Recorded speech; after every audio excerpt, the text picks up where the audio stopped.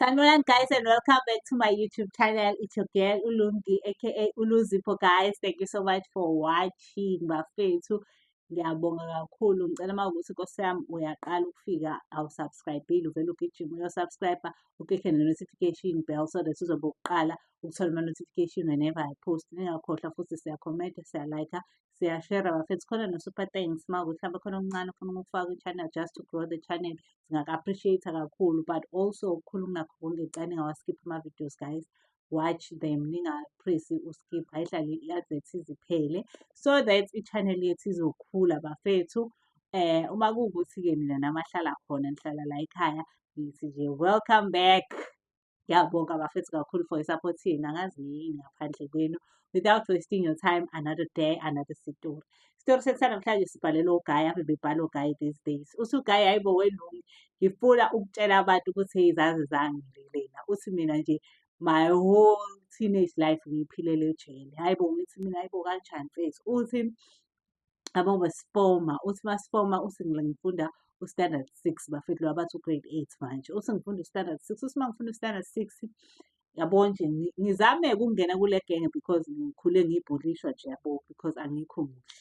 Uthi so ukuze abantu beyeke ukungihlukumeza nga-decide ukuchomana nale genge le esatshwayo yabo. Uthi ngizwane nabo, hhayi kanti babhema insangu yabo.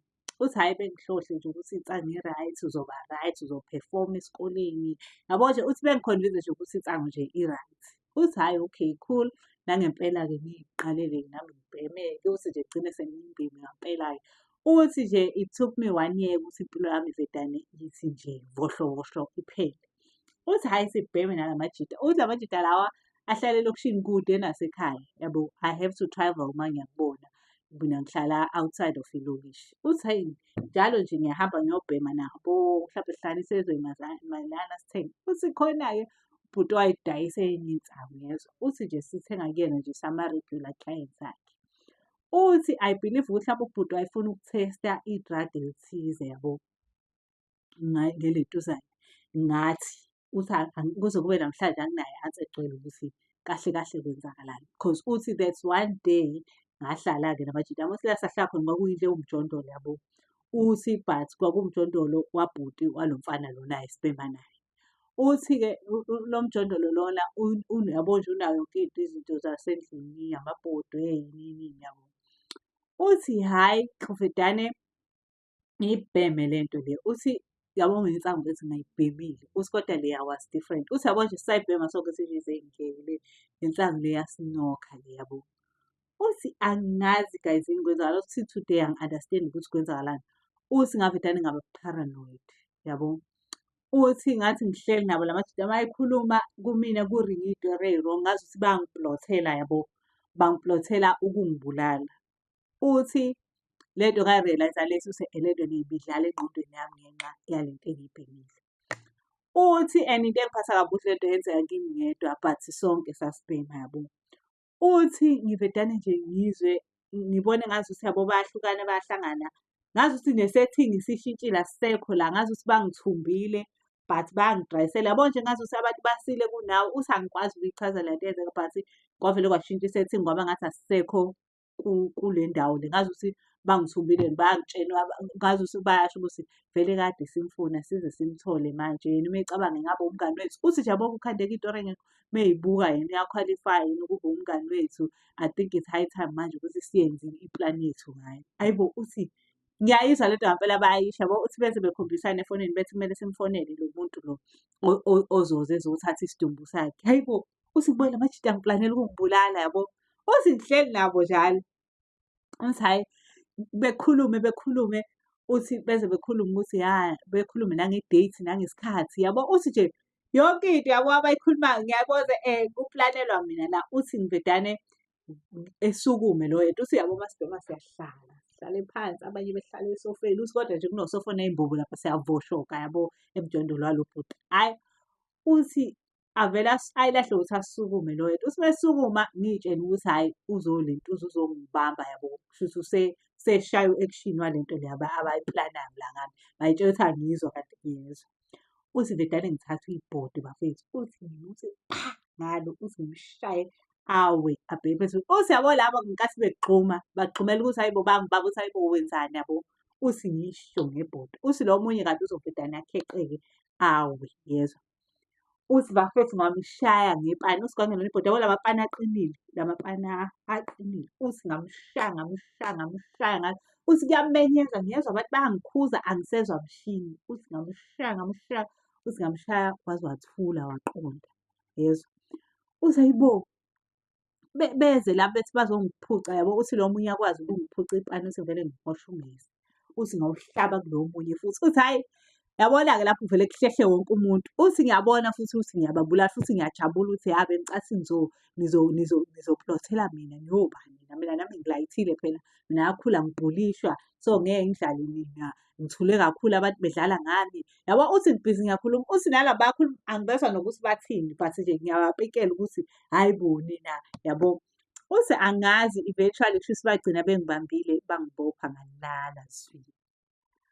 Uthi mengilele mangiphaphama, hayibo, nawa sekukhona amaphoyisa lana, sekuney'moto zey'dumbu lana, yabo nje uthi hayibo ngixakekile ukuthi kwenzakalani. Uthi nje kuvele kuthiwe vuka ndoda. Uthi la khona angivuswa kamnandi, uyawazi amaphoyisa. Uthi kuthiwe vuka ndoda uchaze ukuthi kwenzakalani la. Hayibo, uthi ngithi kwenzakalani? Uthi kushiwo kuthiwa mongobelele la ubulawe uwena and umshayeli unjani? Uthi unjani mfethu? Uthi wophele ngaphakathi usevuvukele usengaka lo ushawe ngepani. Uthi lo ogwaziwe naye uyapitoza lapha phansi yezwa sekubizwe ne-ambulensi. Uthi nje kushubile la and into e-serious. Uthi ngithi mina kuthiwe wena silinde wena ukuthi sithathe isitatimende ukuthi kwenzakalani because sebekhulumile laba abanye beningi nabo bayasho ukuthi wena uvedane wasukuma lo wathatha ipani wena wamshaya and walokhu umphindelela waze wathi wena bayakuplothela nani nani nani uyababona ukuthi benzani. Uthi lapho ikhanda kumina lisindane angazi nokuthi kwenzakaleni. Uthi ngisho ngithi mina yazi angikhumbuli lutho. Uthi lapho ngaleso sikhathi angikhumbuli kwangempela yabo. Uthi hheyi kuthiwe-ke ndoda kushuthi uyochaza phambili ngoba awufuni ukuchaza manje. Uthi hawu besho bemfaka ozankosi kuhanjwe naye. Uthi endleleni ibuye ingqondo uthi hheyi mani, lento le ingishaye nge-paranoia lento kade siyibhema yabo. Le nsangu kushuthi esiyibhemile angazi injani yabo. Uthi ishi ngikhumbule. Uthi uma ngifika e-police steshi ngifike-ke kuthiwe-ke kuzothathwa i-statement-ke ngihlaliswe nomseshi-ke. Uthi ebuze umseshi ukuthi ithini into. Uthi ngithi ngiyayichaza nje ngithi angazi mfethu but nje ngizolivuma iqiniso ukuthi ngiyakhumbula sibhema. Ngiyakhumbula ngathi bayangiplothela but kuvele kwashintsha isethingi. Uthi nje athi umseshi hhayi angikaze ngiyizwe-ke lento ayichazayo. Uthi hhayi, ufike nomunye umseshi wesifazane uthi wayengizwelayo because ngangiseyingane yabo and ngangibona ngathi ngiyingane. La bantu engibashayo badala kunami. Uthi hheyi mfethu ngilentuze-ke ngichazele nalo mseshi wentombazane. Usethi lo mseshi wentombazane yazi ngicabangani etshena iphoyisa but athi ngicabanga ukuthi ethestwe igazi because ngine-feeling yokuthi khona into e-off mhlampe ebikule nsanga ayibhemile. Abuze lo omunye wephoyisa ukuthi manje lowo mseshi omunye ukuthi uma ngabe kuthi khona into e-off why ibe-off kuye yedwa? Why not the others? Because bebebhema bonke. Hhayi uthi kungashiwo-ke ukuthi why yabo kube kanjalo. Hhayi uthi nangempela-ke ebone sekufika abantu-ke abazoza bezomthesta-ke. Uthi wathestwa-ke methestwa lahambe amagazi akhe. Akazi bafica sidakamizwa sini but kwaficakala isidakamizwa yabo. Yo, uthi lapho angazi abafebeliza kule meeting ukuthi ngizoyithini into yabo. Uthi hheyi mfethu ngaboshwa yezwa. Uthi ngaboshwa-ke because phela ngibulele at the end of the day ukuthi benginesidakamizwa noma benginani. Ekugcineni khona kumele ngiboshiwe. Uthi hheyi ngaboshwa, uthi hheyi bafika abazali bami. Uthi lapho ekhaya babengibona ukuthi sengiyabhema but babengazi ukuthi sekudivi ngaleyo ndlela. Uthi ngifike ngibachaza angazi ukuthi kwenzakaleni. Kodwa ngashawa yinto nje angazi nami ukuthi kanjani.